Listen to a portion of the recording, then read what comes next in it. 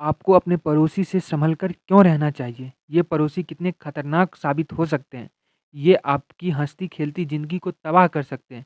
ये कहानी हमें यही बताती है कि एक मासूम से चेहरे के पीछे के खौफ़नाक इरादे। कहानी शुरू होती है जुलाई 2014 में। पहाड़ियों पर बसा शांत शहर शिमला, ठंडी हवाएँ, सुकून भरा माहौल और इस सुकून के बीच एक परिवार था, एक बिज़नेसमैन का परिवार, जिसके परिवार में 4 साल के बेटे युग गुप्ता की हँसी से पूरे घर में गूंजती थी। लेकिन इस हँसी को किसी की नज़र लग गई। एक दिन खेलते हुए युग कहीं गायब हो गया। चारों तरफ अफरा-तफरी मच गई। पहले पुलिस ने जाँच की, बाद में ये मामला सीआईडी तक भी पहुँचा, लेकिन ना बच्चे का कोई निशान, ना कोई गवाह। 13 दिन बीत गए और फिर एक दिन युग के घर का नौकर बाहर से एक लिफाफा लेकर आया। लिफाफा जब खोला गया, तब उसमें युग के खून से सने कपड़े और एक नोट मिला था, जिसमें लिखा था, तुम्हारा बच्चा हमारे पास है, 4 करोड़ दो नहीं तो मार देंगे। और ये बात पुलिस को बताया तो तुम्हारे बच्चे के साथ गलत होगा। अगले हफ्ते में ऐसे 4 रैंडम लेटर आए और ये जो रकम थी वो बढ़ते-बढ़ते 4 करोड़ से 10 करोड़ तक पहुंच गई। लेकिन हैरानी की बात थी, ना कॉल आया, ना ही कोई इंसान पैसे लेने। पूरा शहर उबल पड़ा था। मीडिया ने खूब इस मुद्दे को उठाया, लेकिन युग का कहीं कुछ पता ना चला। वो गुमशुदा ही रहा। इस केस में पुलिस कुछ नहीं कर पा रही थी। फिर आया साल 2015। शिमला के इसी इलाके में अचानक जॉन्डिस फैलने लगा। लोग बीमार पड़ने लगे। हॉस्पिटल में भीड़ बढ़ने लगी।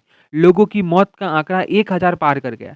मेडिकल रिपोर्ट कहती थी इसका कारण पानी है, लेकिन किसी को पता नहीं था उस पानी में आखिर सर क्या रहा था।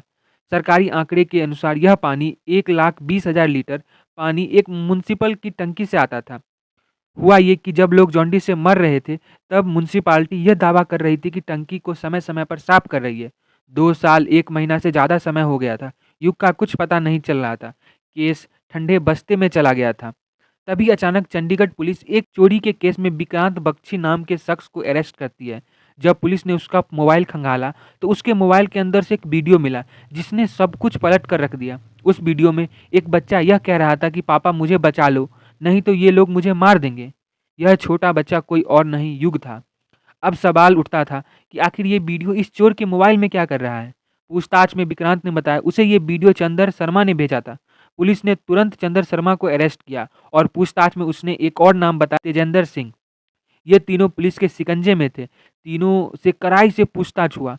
पूछताछ में जो सामने आया, पूरे शिमला में सनसनी मचा दी। चंदर शर्मा वही इंसान था जो युग के पड़ोस में रहता था, युग का पड़ोसी था और उसके युग के पिता के बिज़नेस और पैसे के बारे में उसे सब कुछ पता था।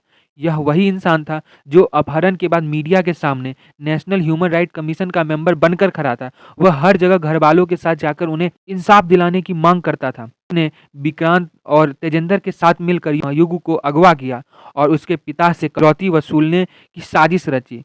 इन्होंने बच्चे को एक किराए के घर में रखा। उसने उन्हें पीटा, शराब पिलाया। 13 दिन बीत गए थे। अब वो समझ गए थे कि इतने छोटे बच्चे को छिपा कर रखना बहुत मुश्किल है। युग पूरे दिन रोता था, चिल्लाता था और मदद की गुहार लगाता था। आखिर में परेशान होकर उन्होंने युग के हाथ-पैर बाँधे, उसके शरीर से एक बड़ा पत्थर लपेटा और म्युनिसिपैलिटी की टंकी में फेंक दिया। जब ये मामला बहुत तेज़ी से फैला, प्रोटेस्ट होने लगे, तो ये घबरा गए। इन्होंने इसके बाद फिरौती माँगने का प्लान भी वहीं छोड़ दिया। वहीं जब टंकी खोला गया, तो टंकी के अंदर से एक कंकाल निकला। डीएनए टेस्ट हुआ और वो डीएनए युग का ही था। डिस्ट्रिक्ट कोर्ट ने तीनों को फांसी की सज़ा सुनाई। 2025 में हाई कोर्ट ने ये सज़ा पलट दी। आरोपी तेजेंद्र सिंह को बरी कर दिया गया। 2 को फांसी की सज़ा कम करके आजीवन कारावास में बदल दिया गया। अदालत ने कहा हर अपराधी को सुधरने का मौका दिया जाए। युग को क्या इंसाफ मिल पाया?